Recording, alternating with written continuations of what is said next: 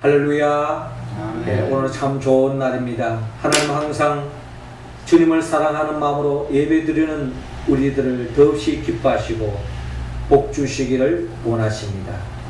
이 시간 하나님께는 영광이요 우리 모두에게는 하나님의 은혜와 은총이 깃들어서 더없이 복된 한 주간 이 풍성한 가을이 다 되시기를 주의 이름으로 축원합니다. 지난 추석 때 하늘을 바라보니 보름달이 더없이 풍성하게 보였습니다. 그 달을 바라보는 사람들마다 그 달을 창조하신 하나님을 향하여 간구했을 것입니다. 이 가을에, 이 결실의 가을에 더없이 풍성한 열매를 맺었으면 좋겠다 하는 그런 소망을 아뢰었으리라 생각되어집니다. 아는 게 아니라 가을은 결실의 계절입니다. 더없이 무더운 여름을 보내고 이 가을에는 나무에마다 풍성한 열매가 맺어지고 결실하는 결실의 계절이 이 가을입니다. 하나님은 아니 우리 모두가 이 가을에 풍성한 그 하나님의 복을 다 받아 누리기를 원합니다. 그러나 그 복을 주시는 주체는 바로 하나님이십니다. 하나님이 그 복을 주셔야만이 우리는 그 복을 받아 누릴 수 있는 것입니다. 우리 모두는 하나님이 주신 그 복으로 충만한 복된 이 가을을 보내기를 원하는데, 특별히 오늘 성경의 본문의 말씀을 보니까 예수님으로부터 더 없는 복을 받는 사람이 있는데 그 사람이 바로 오늘 성경 본문의 기록에 의하면 어린 아이들이 주님으로부터 복을 받고 있는 모습을 바라볼 수 있습니다. 오늘 우리는 이 가을을 열어가는 이 10월 첫 주에 우리가 어떻게 주님이 예비해 놓으신 그 복을 우리가 충만히 받고 누릴 수 있느냐, 이 가을에 우리 또한 풍성한 결실을 맺을 수 있느냐 하는 것을 오늘 성경은 우리에게, 하나님은 성경을 통하여 말씀하고 있습니다. 먼저 오늘 본문 2절을 통하여 주님을 영접하라고 말씀하고 있습니다. 2절 말씀 우리 같이 한번 읽겠습니다. 시작. 바리새인들이 예수께 나와 그를 시험하여 묻되 사람이 아내를 버리는 것이 옳으니까. 아멘. 자, 오늘 성경 본문은 이렇게 시작하고 있습니다. 2절을 보니까 바리새인들이 예수께 나와 그를 시험하여 묻되 사람이 아내를 버리는 것이 옳으니까 라고 예수님께 질문하고 있습니다. 자, 결론적으로 말씀드린다면 오늘 주님으로부터 복받은 어린아이와 대조적인 인물을 우리에게 먼저 보여주고 있는데 그 사람이 바로 바리새인들이라고 오늘 본문에 기록되어져 있습니다. 이 바리새인들의 특징은 뭐냐면 이들은 한마디로 말해서 그들은 자칭 하나님을 가장 잘 섬기고 하나님의 뜻대로 사는 사람이라고 자부하며 살아가는 사람들이 이 바리새인들입니다. 그런데 이 바리새인들이 왜 문제가 되는고 하니 이들은 하나님의 아들로 이 땅에 오신 예수 그리스도를 영접하지 않았다는 것입니다. 하나님의 아들로 이 땅에 오신, 즉 메시아 되시고 그리스도 되신 예수님을 영접하지 않는 거예요. 그러니 그들은 하나님은 잘 믿는다고 하지만 하나님의 아들로 이 땅의 구원자로 오신 예수님을 영접하고 있지 않다고 하는 것은 신약 시대에 살아가는 우리들의 관점에서 봤을 때는 이들이야말로 진정 하나님의 복을 받지 못하고 있는 사람으로 우리는 여길 수밖에 없습니다. 이처럼 예수를 영접하지 않으니 예수를 자기들의 구주로 그리스도로 구원자로 영접하지 않으니 결국 이들은 호시탐탐 예수님을 시험하고 그 올무에 걸리기만 하면 예수님을 죽음의 자리로 몰아가려고 하는 것이 이 바리새인들의 계략입니다. 그래서 오늘 본문 2절에 바리새인들이 예수께 나와 그를 시험하여 묻되라는 것입니다. 그러니까 예수님을 시험하여서 그 시험에 빠져서 그 시험에 벗어나지 못하도록 올무에 걸려서 예수님을 넘어뜨리고 하는 것이 바로 바리새인들의 계략이라는 겁니다. 그러면서 그들이 질문합니다. 사람이 아내를 버리는 것이 옳으니까? 이들이 지금 몰라서 지금 묻는 것이 아닙니다. 몰라서 내 삶의 문제 해결해 달라고 가르쳐 달라고 지금 공손히 주님께 다가오는 것이 아니라 시험하기 위한 질문이었던 것을 바라볼 때에 결국 우리는 이 바리새인들을 바라보면서 우리 또한 이 바리새인과 같은 신앙인의 길을 걷고 있지는 않은가, 우리 자신을 우리가 한번 살펴보아야 된다는 겁니다. 예수님을 주님으로 인정하지 않는 사람, 그게 바로 바리새인들이라는 겁니다. 그들은 하나님은 믿지만 예수를 자신의 주인으로 왕으로 인정하지 않고 그의 가르침을 따르지도 않고 어떻게 하든지 예수님의 말을 빌미로 삼아서 흠집내고 터집 잡아서 예수님을 넘어뜨리고 하는 것이 바리새인들의 모습이었다라는 것입니다. 한마디로 바리새인들은 예수님을 영접하지 않았다. 그러므로 우리는 성경 전체의 관점에서 바라봤을 때 바리새인들은 참 불쌍한 인생이다. 참 불쌍한 인생이다. 하나님이 복을 주시려고 작정하여서 예수 그들을 이 땅에 보내주셨는데 그 예수 그들을 영접하지 않으니 하나님이 주신 복을 차버리는, 하나님이 축복의 상을 항상 탁 차려주었는데 그 밥상을 그냥 축복의 밥상을 뒤엎어버리는 어리석음의 길을 걸어가는 사람들이 바로 바리새인들입니다. 하나님은 우리 모두가 예수 그들을 영접하기를 원합니다. 우리의 구원자로 오신 만왕의 왕이신 예수를 내 삶의 주인으로 내 왕으로 모시고 주님의 통치하심을 따라갈 때에 우리는 시편 기자의 고백처럼 여호와는 나의 목자시니 내게 부족함이 없으리로다 하는 그 고백처럼 예수 그들을 나의 주인으로 영접하고 예수님의 통치를 따르는 사람은 하나님이 예비해 놓으신 최고의 축복, 하나님의 나라의 그 풍성한 복을 누릴 줄로 믿습니다. 우리 모두는 그 복을 받아 누리기를 원합니다. 여러분, 밤하늘의 달을 보면 이 달이 특별히 이 추석을 전후로 해서 이 보름달이 크게 떠있는 모습을 우리가 보게 되습니다. 너무나도 밝은 보름달을 보게 되는데 여러분, 이 보름달은 너무나도 환하게 비치지만 이 달 자체에서 빛을 발하는 행성이 아닙니다. 달은 자체적으로 빛을 발하지 않아요. 태양은 빛을 발합니다. 그러니 그 태양빛이 이 달빛에 비춰짐으로 인하여서 달이 밝게 보일 뿐이지 달 스스로 빛을 발하는 게 아니라는 것을 우리가 잘 알고 있는 것처럼 우리는 스스로 복을 만들고 그 복을 창조하고 그 복을 누릴 수 있는 존재가 아닙니다. 성경에 의하면 참된 복은 하나님께로 온다는 겁니다. 하나님이 복을 주지 않으면 우리는 그 복을 자체적으로 만들 수 없고 누릴 수도 없는 존재라는 겁니다.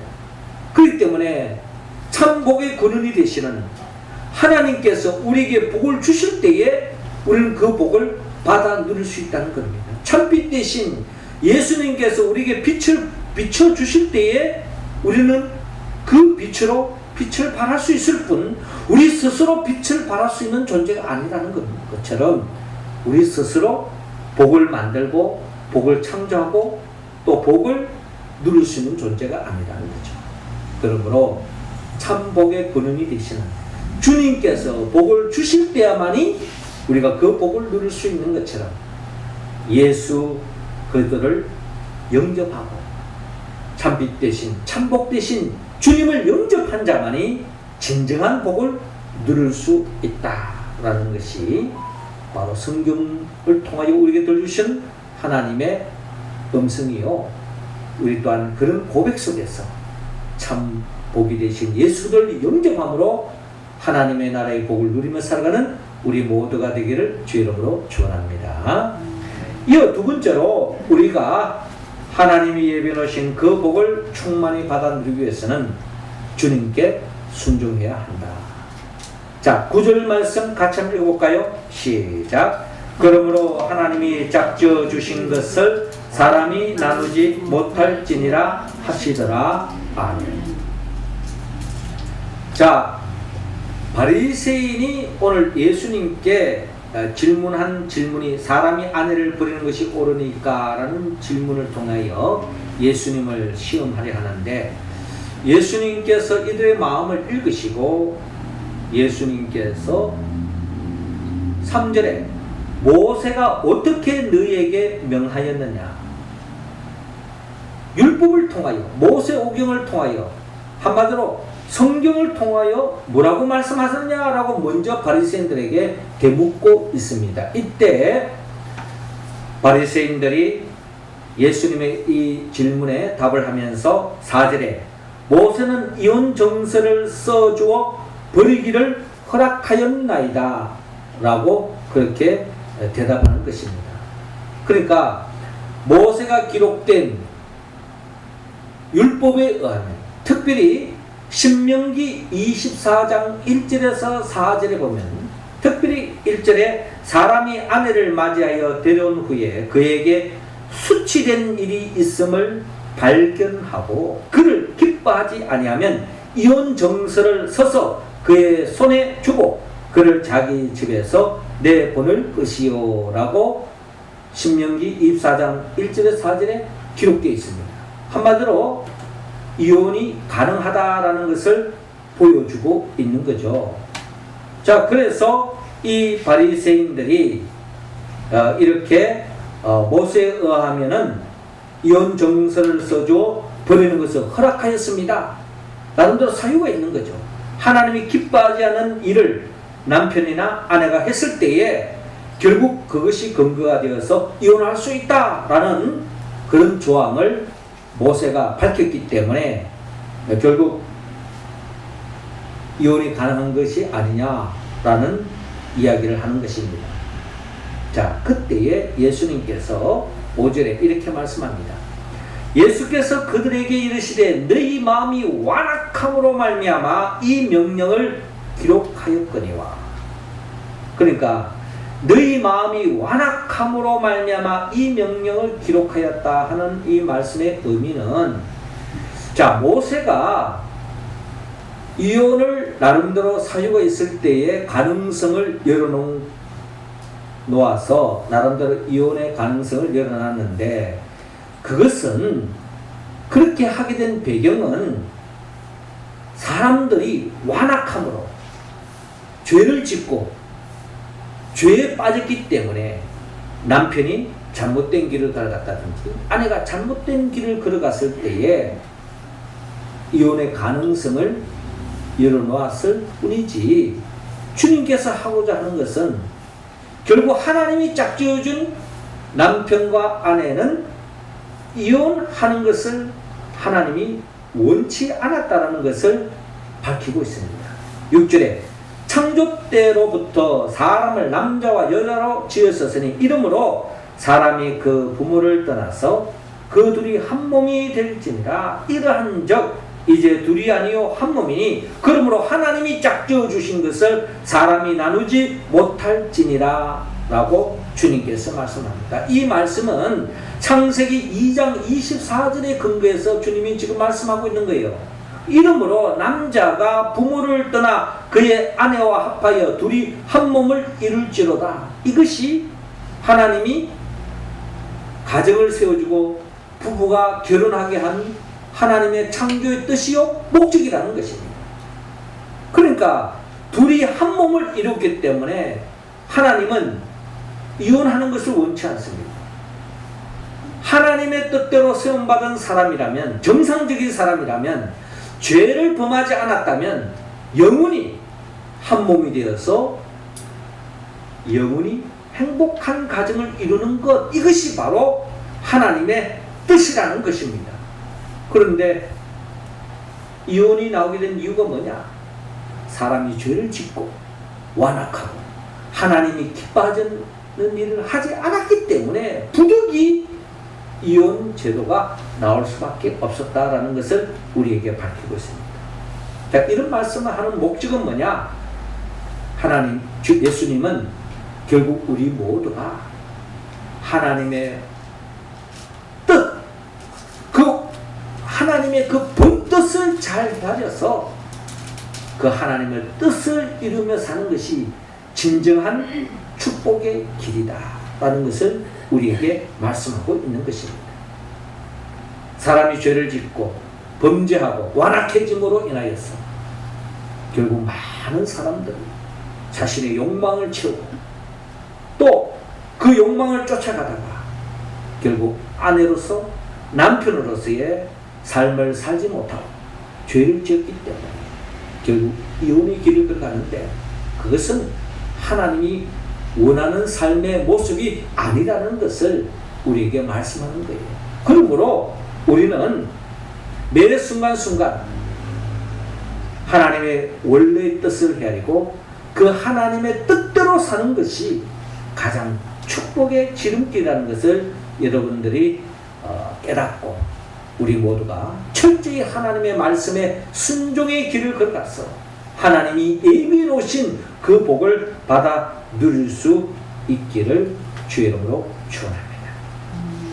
여러분, 저는 달을 바라보면서 또 이런 생각을 가지고 왔습니다. 여러분, 달은 지구를 중심으로 돌고 있다 라는 것이 과학적인 이야기죠. 달은 이 지구를 중심으로 해서 돌고 있습니다. 지구는 태양을 중심으로 해서 돌고 있는 거예요. 이게 바로 하나님의 창조 질서요, 하나님의 뜻이라는 것입니다. 이 창조 질서, 이 하나님의 뜻에 벗어나면 어떻게 될까요? 달이 지구에서 벗어나는 그 순간에 우주의 미아가 될 수밖에 없어요. 달도 지구도 마찬가지입니다. 태양계에서 이 태양을 벗어나는 그 순간에 우주의 미아로 존재할 수밖에 없고 결국 이 지구 행성에 그 어떠한 생명도 존재할 수 없는 거예요. 그러니까 이 지구라고 하는 이 생명체가 존재하기 위해서는 태양을 중심으로 해서 창조 질서에 순응할 때에 지구가 존재할 수 있고 이 지구 안에 모든 생명체들이 정상으로 살아 숨쉴 수 있고 존재할 수 있는 것처럼 하나님의 백성은 하나님의 뜻대로 살고 하나님의 뜻에 순종할 때에 참복을 누릴 줄로 믿습니다. 주님은 그 복을 우리 모두가 누리기를 원합니다. 마지막 세 번째로 우리가 하나님이 예비해 놓으신 참복을 누리기 위해서는 오늘 본문 15절을 통하여 주님께 겸손하라 라고 말씀하고 있습니다. 15절 말씀 우리 같이 한번 읽읍시다. 시작. 내가 진실로 너희에게 이르노니 누구든지 하나님의 나라를 어린아이와 같이 받들지 않는 자는 결단코 그곳에 들어가지 못하리라 하시고 아멘. 자, 오늘 본문 13절에 사람들이 예수께 만져주심을 바라고 어린 아이들을 데리고 오매 제자들이 꾸짖거늘 라고 본문에 기록되었습니다. 사람들이 예수님께 만져주기를 바라는 마음으로 어린아이를 데리고 왔다는 겁니다. 이 사람들은 결국 이 어린아이들의 부모가 아닐까 하는 생각을 가지고 옵니다. 왜? 부모들이 마음에 다 그래요. 부모들은 자식들이 다 잘 되기를 원합니다. 그렇잖아요. 네. 자식 잘 되기를 바라는 게 부모의 마음이에요. 공통점입니다. 나는 못 배웠지만 자식들은 더 한 잔이라도 더 배우기를, 나는 못 먹지만 자식들은 한 숟가락이라도 더 먹기를, 또 나는 못 살지만 자식들은 잘 살기를. 그런 마음이 모든 부모들의 보편적인 생각이라는 것입니다. 자식들이 다 잘 되기를, 특별히 우리 한국 사람들은 자식들에 대한 마음은 그 둘째가라면 서로하죠. 다 자식들이 잘 되기를 바라는 것입니다. 그래서 어떤 사람은 재산을 많이 모아서 자식들에게 물려주는 것이 자식을 위한 생각으로 재산을 많이 모으는 사람도 있고, 돈보다 더 중요한 것이 있다라고 생각하면서 신앙을 물려줘야 되겠다 하면서 신앙의 길을 걸어갈 수 있도록 신앙의 본을 보이려고 하는 것이 또한 부모의 마음이요. 또 자식들을 잘 되기 위해서 기도하는 것, 다 믿음의 사람들이 가지고 있는 공통점이라는 거예요. 내 후세들이, 내 다음 세대들이 다 잘 되기를 바라는 마음. 그래서 아마 사람들이 자기 자식들이 잘 되기를 바라는 마음으로 어린 아이들을 예수님께 데려와서 예수님으로부터 복을 받았으면 좋겠다, 축복해 줬으면 좋겠다는 마음으로 데려왔는데, 제자들이 꾸짖고 있는 것을 오늘 본문 13절에 바라볼 수 있습니다. 이 제자들은 예수님을 위한답시고 이 어린아이들을 막고 있는 거예요. 애들은 저리 가라. 옛날에 제가 어릴 때 동네 뱀장사들이 오면 막 사람들이 그냥 거기에 그냥 구경한다고 말이죠. 많이 모입니다. 그럼 뱀장사들이 하는 말, 어린애들은 저리 가라 하면서 그냥 쫓아내죠. 이 재밌는 걸 가라 그러니까 더 보고 싶은 거예요, 그게. 그러면서 결국 예수님의 제자들은 예수님이 말씀을 전가할 때 애들은 뭐 생각 없이 막 떠들고 그러잖아요. 사실 애들은요, 떠들면서도 다 듣습니다. 어른들은 그냥 잘 듣는 것처럼 생각이 딴 데 가 있는 경우가 의외로 많아요. 그런데 이 어린아이들이 오면은 예수님 말씀 전가하는데 방해가 될까? 또 사람들이 듣는데 분위기 깰까 싶어서 애들을 막 막고 있는 겁니다. 뭐 제자들 나름대로 예수님을 위하는 마음이죠. 그런데 예수님께서 그런 제자들을 향하여 14절에 예수께서 보시고 노하여 이르시되, 예수님이 그런 어린아이들을 가로막는 것을 예수님이 노했다, 꾸중을 했다는 것입니다. 막지 마라! 단호하게 이야기하는 거예요. 왜 그랬을까요? 예수님은 마침 이 바리새인들로부터 시험당하고 공격받고 있는 이 상황 속에서 마침 이 어린아이들이 오는 것을 바라보며 이 어린아이들을 주님이 부각시키고 있습니다. 어쩐 점을 부각시키느냐? 오늘 본문 14절에 보니까 어린아이들이 내게 오는 것을 용납하고 금하지 말라. 하나님의 나라가 이런 자의 것이니라 라고 말씀하고 있습니다. 어린아이들을 내게 오는 것을 용납하는 거, 막지 말라는 거예요. 그리고 하나님의 나라가 이런 자의 것입니다 라고 말씀합니다. 여러분, 우리 믿음의 사람들에 있어서 최고의 축복이 뭘까요? 때로는 돈 없을 때 돈이 복이 될 수도 있고, 또 사람이 그리울 때 정말 좋은 사랑스러운 사람 내 곁에 다가올 때 그게 복이 될 수도 있습니다. 그러나 우리가 궁극적으로 믿음의 사람들이 추구할 최고의 복은 하나님의 나라입니다. 하나님의 나라. 성경이 약속하신 하나님이 우리에게 주고자 하는 최고의 복은 하나님의 나라라는 겁니다. 그 하나님의 나라는 죽어서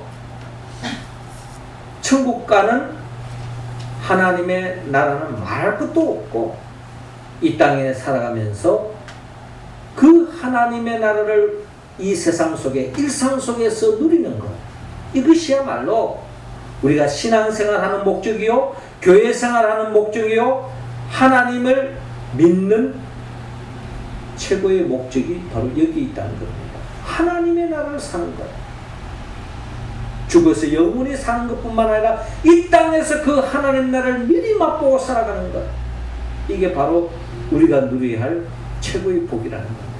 근데 그 하나님의 나라는 이런 자의 것이다. 즉 어린아이와 같은 사람이 하나님의 나라를 얻을 수 있고 누릴 수 있다는 거예요. 영원히 누릴 수 있다는 거죠. 어린아이의 어떤 면이 대단하기에 하나님의 나라가 이 어린아이와 같은 사람의 것인가? 15절에 주님은 분명히 밝히고 있습니다. 내가 진실로 너희에게 이르노니 누구든지 하나님의 나라를 어린아이와 같이 받들지 않는 자는 결단코 그곳에 들어가지 못하리라 하시니라 라고 말씀하고 있습니다. 하나님의 나라는 어린아이와 같이 받들지 않는 자는 결단코 그곳에 들어가지 못한다.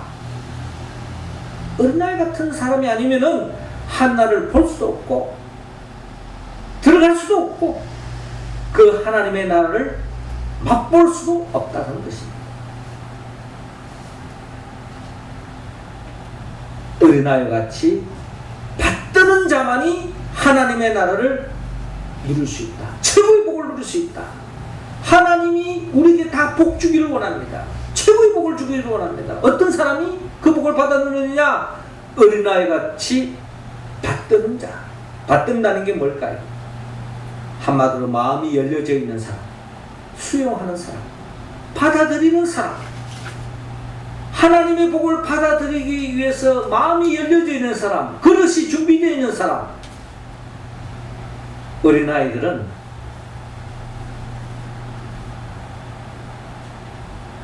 어른들처럼 자기 욕심이 없습니다. 모든 것을 다 받아들일 수 있는 수용성에 있어서는 어른들보다 열려져 있다는 것입니다.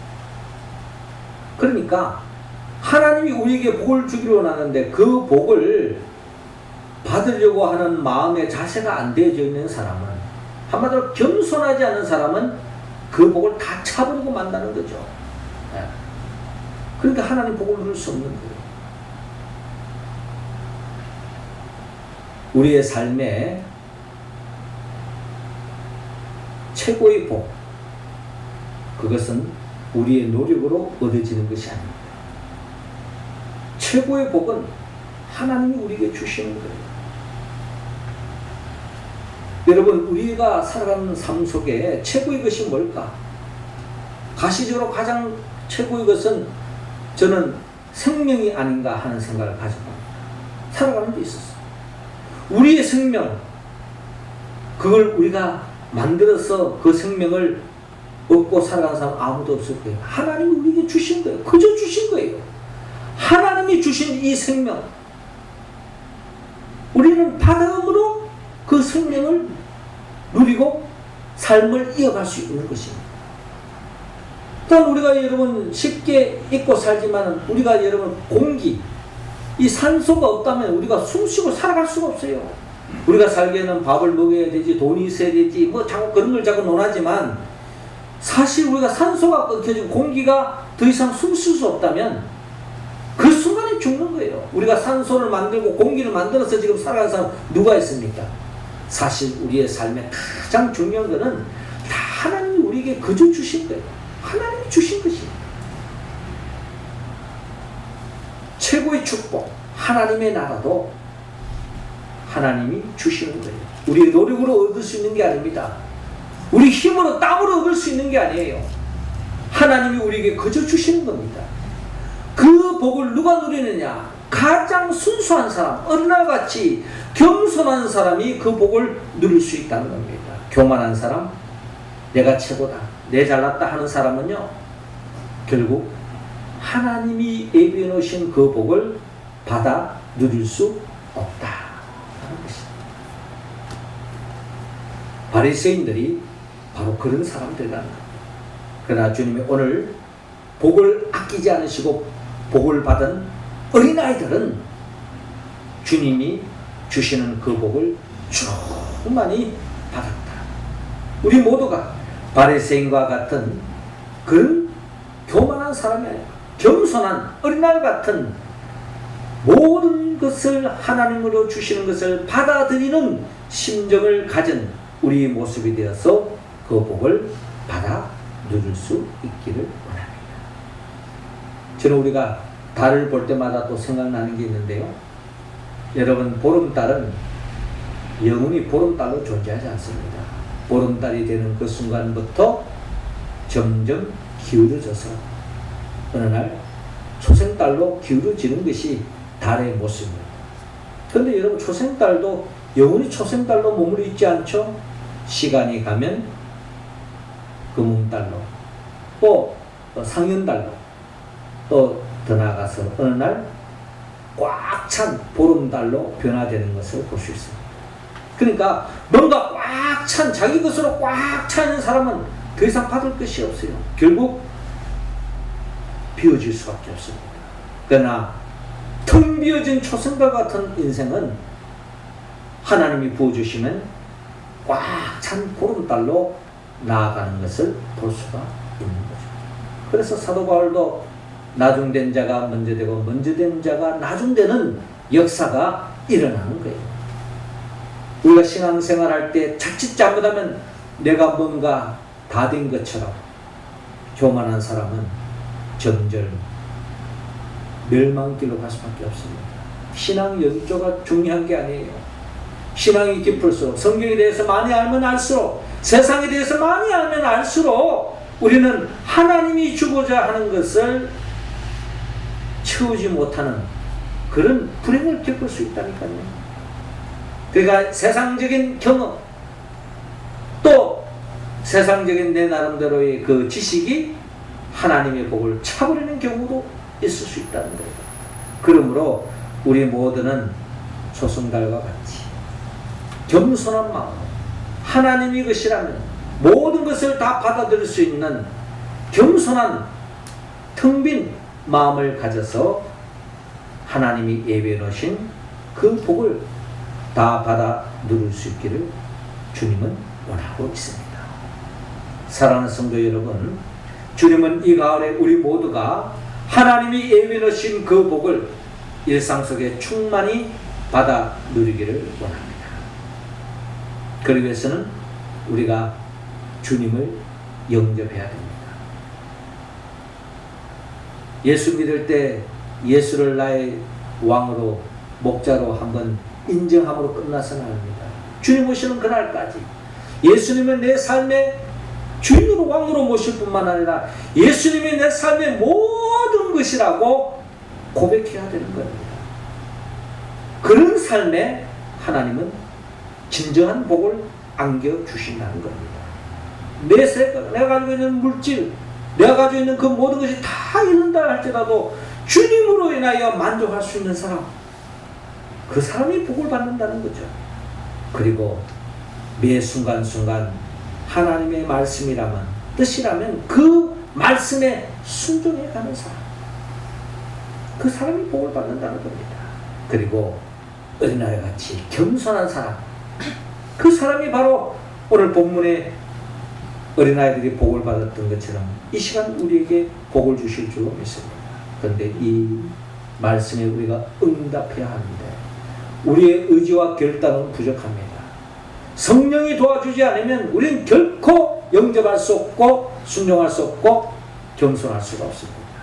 성령은 예수 그리스도의 영입니다. 예수님이 누구죠?